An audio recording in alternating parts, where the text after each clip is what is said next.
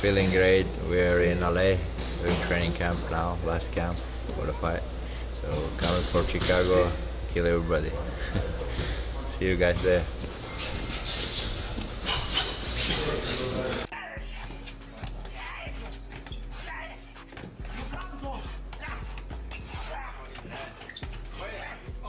One final week. No more talk, no more distractions. Khamzat Chimaev is locked in. As UFC 319 approaches, every punch thrown in this room is a warning shot to the division. He's not just preparing for a fight, he's preparing for war. After days of silence inside the training room, Khamzat finally speaks. No trash talk, no theatrics, just calm words from a man ready for war. With cameras circling and tension rising, he stands firm. His eyes say more than his voice ever could. And when he does speak, it's short, sharp, and chilling, like a man already visualizing the finish. Feeling great. We're in LA. We're in training camp now, last camp for the fight. So coming for Chicago, kill everybody. See you guys there.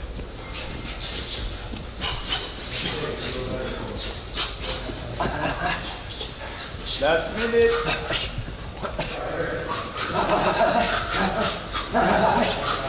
As fight week approaches, analysts are sharing their thoughts, and Michael Bisping offers a clear take on Chimaev. With attention turning to the rising contender, Bisping discusses his powerful takedowns, the unpredictable nature of his UFC journey, and the challenges he still faces on the path to a title shot. It's a grounded look at both the strengths and uncertainties in Chimaev's rise. Hot knife through butter, okay? And we're talking world-class competition, people like Robert Whittaker. The way that he dismantled Li Jingliang was just phenomenal. He's got great boxing. The wrestling is probably some of the best in the UFC. In fact, probably the best in the UFC right now. Nobody shoots like Khamzat Chimaev from about a mile away, but he's so fast and so explosive. He level changes, then woof, he flies across the octagon, and all he's got to do is get a hold of you, and you are in a world of trouble. So, does he beat Dricus du Plessis? That's not what we're here to talk about. What we're going to talk about is it a disaster if Khamzat Chimaev becomes the champion of the world? Because that's the opinion of one legendary fighter, Dean Thomas. Dean Thomas was talking on a show or doing an interview, and he said it would be a disaster if Khamzat Chimaev won because he's not reliable, okay? And the division might get held up. The exact quote was, if Khamzat wins, it's a disaster. You can't tell me that part of you isn't just thinking the fight might not actually happen. Furthermore, as questions continue about Chimaev's availability, Bisping addresses the situation directly. He confirms that the visa issues are resolved and the fight in Chicago is set. With that settled, Bisping shifts focus to Dricus du Plessis, offering a straightforward breakdown of Chimaev's key strengths and the areas where he could struggle in the matchup. 2021. If you're going to be the champion, you got to defend. And Khamzat Chimaev has got a very good chance of becoming the champion. And of course, there was some struggles with visas and stuff like that, but that seems to have all been taken care of. You know, Dana White knows a few people in powerful places, and of course, the fight's going down in Chicago, so getting to the US isn't an issue, so don't worry about that. The main thing that he should worry about, Khamzat Chimaev, is Dricus du Plessis, because yes, of course, Khamzat is a force of nature, and he does have some of the best wrestling in the UFC. The man is a finisher of the highest degree, but we know he does have cardio issues. If he gets past the first round, he could start to slow down. Now, there is footage of him on social media on an exercise bike or an elliptical machine, and he's absolutely killing it. He's got a bunch of people around him. On the other side, with fight night approaching, the focus now turns to game plans. While many talk about power and wrestling, the Barnhill brothers take a more tactical view. They highlight that this won't just be about early aggression. Against du Plessis, they explain, it could turn into a 5-round battle, and Chimaev will need cardio, patience, and control to go the distance if it reaches the final bell. This is probably not going to be over in the first 10 minutes. Right. Dricus starts to shine in the later half of the fight. There actually is a small chance that I think this fight could actually go to decision. Yeah. Which means that Khamzat's got to win the first 3 rounds, because I think his likelihood of winning rounds 4 or 5 against Dricus are low. Right. So he's got to pace himself long enough to where he's doing enough output to win those early rounds, but he's not doing too much that he fades and loses round 3, or he gets 10-8'd in round 4 or 5, or worse, even gets finished. Right. So pacing to me is going to be a big key here for Khamzat. That's a great first key.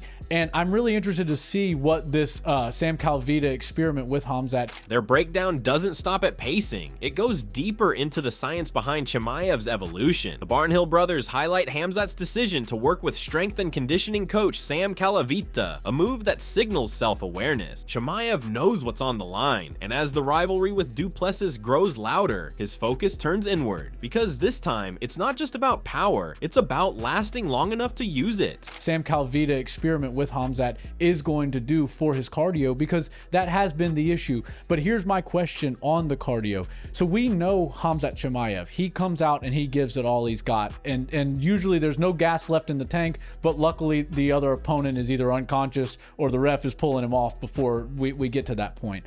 But we have seen Khamzat gassed out in later parts of fights, even in 3-round fights. So he got with Sam Calvita because he obviously understands that even though him and Dricus might not like each other and they're building quite this feud between the two of them, there's clearly a respect there. He goes, all right, Dricus is clearly very good. My hole in my game is in my cardio. I go all out. Additionally, away from the training mats and analyst debates, the atmosphere surrounding Chimaev is just as intense. Bear DeGidio pulls back the curtain, not with stats or strategy, but with pure observation. What he finds isn't just a fighter, but an entire presence. From his cold-eyed entourage to the way they move in silence, everything about Khamzat's team screams controlled danger. We're here with the future champion, Khamzat Chimaev, one of the biggest gangsters the UFC's ever seen. Honestly, one of the hardest working guys, one of the most polite guys. I think he's kind of misunderstood. That's Sweep over there. Sweep looks like he's ready to corner Khamzat. You see the UFC official merch. Shout out to Venom. That's his whole team. They don't say a single word. They just stare at you. You say anything bad, they kick you, they punch you. It's just part of the game. This guy for sure does a lot of big money deals. You could tell he's for sure rich with the brand new Nikes. The guy in the back always wears denim, and I have a feeling he's either like security or his job's just to pounce. Number one. Oh my God, just when they talk. I haven't even heard a word out of him in the whole camp. I got chills. Moving on, as the cameras follow deeper into Chimaev's world, the scale of his preparation becomes impossible to ignore. This isn't just a fight camp, it's a full-on operation. From luxury rides to custom-built cages, everything screams precision and dominance. Bear returns with more insight, revealing just how far Khamzat's team is willing to go to create the perfect war zone. Okay, so as you can see, Khamzat Chimaev's camps, they roll deep. He's got 4 Maybachs outside. There's only one other fighter I think gives Khamzat a run for his money when it comes to just rolling up in new cars every day. His name's Arman Tedescanane. And so I think Arman Tedescanane and Khamzat Chimaev are 2 just dogs. They just roll up in a new Maybach every day. So we got a brand new cage that we brought in for Khamzat. It's a 30-foot cage. It's a UFC pay-per-view cage.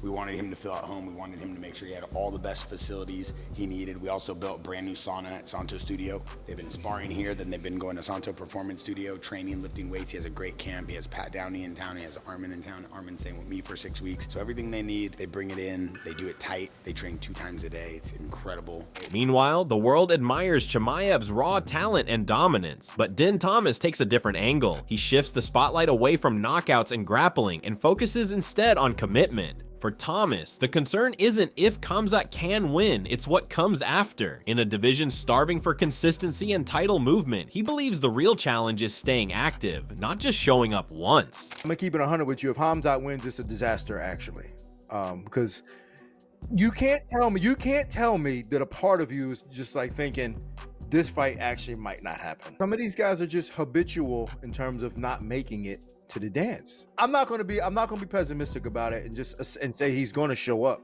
But my point is that if he does show up and he does win, do we trust him to be able to fight again?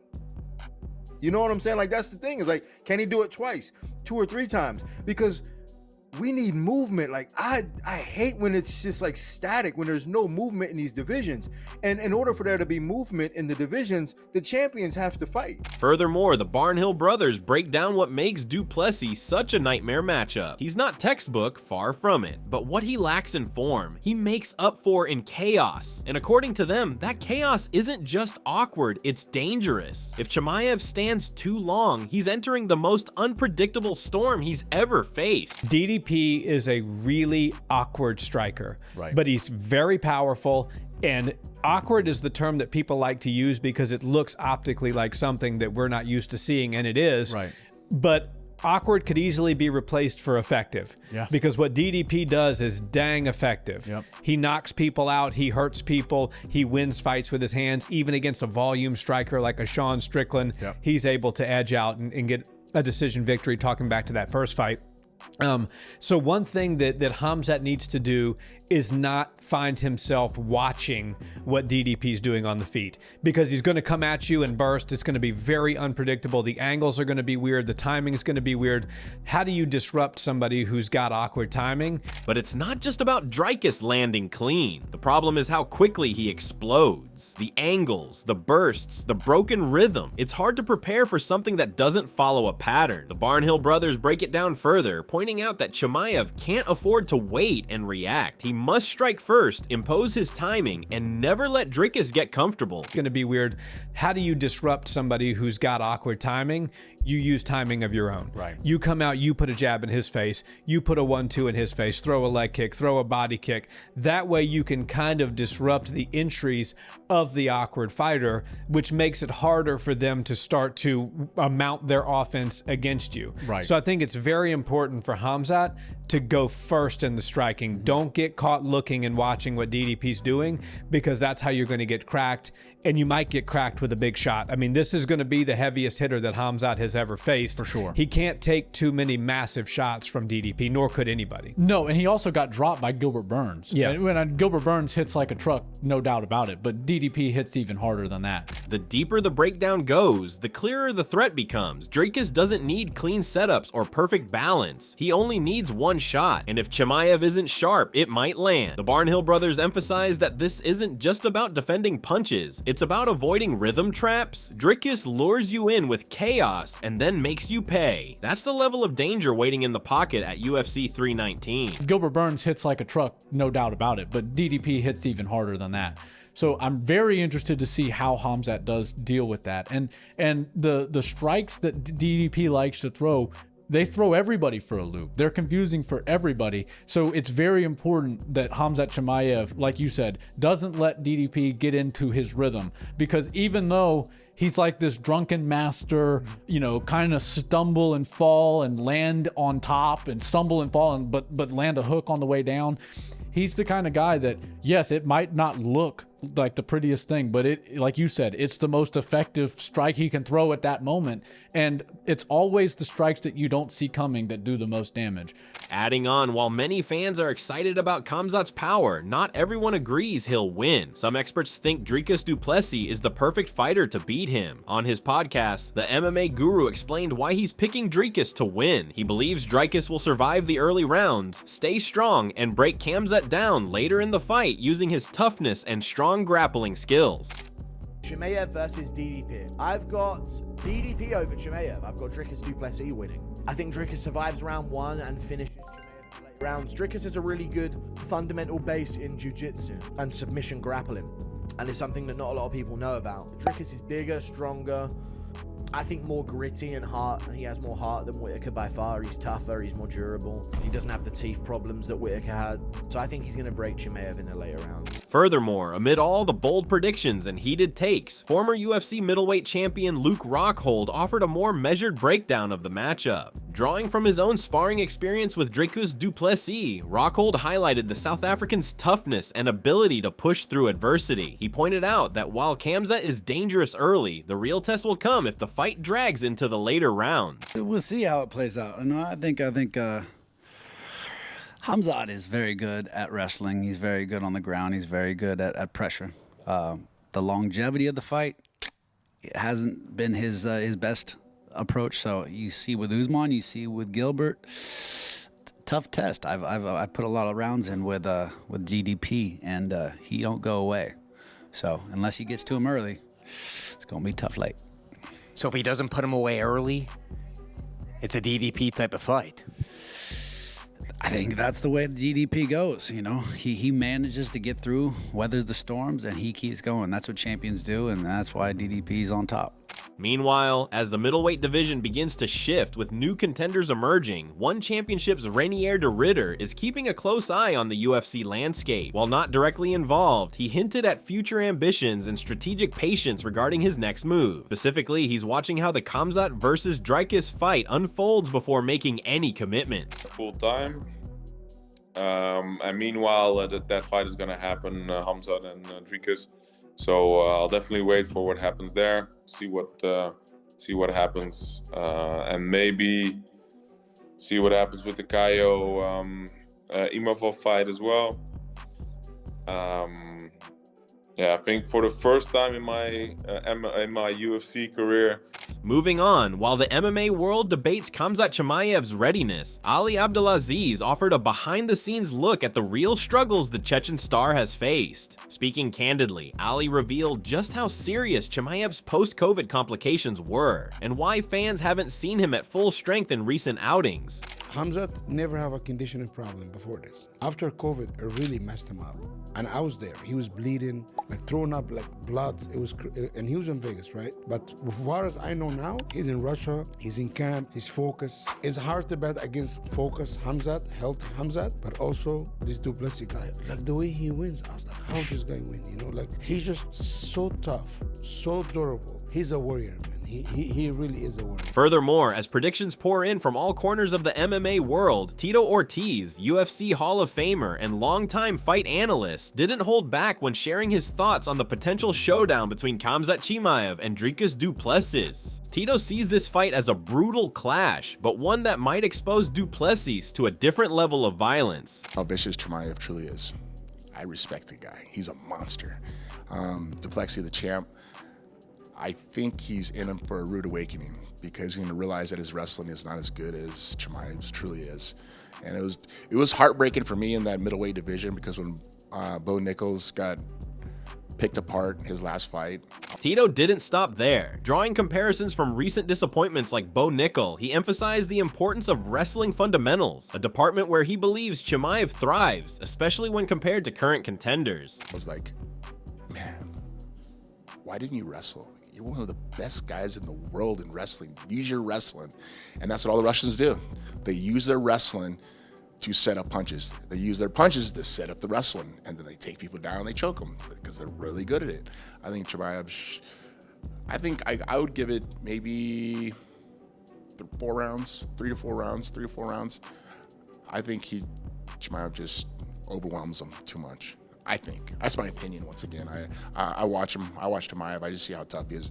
Building on that, the Barnhill brothers warned that despite this strong foundation, Khamzat will face a tough challenge adapting to Dricus du Plessis' awkward and unpredictable style. They stress how easy it is to fall back on old aggressive habits, which could lead to burnout or being caught off guard. Remaining disciplined and sticking to the game plan is essential for success.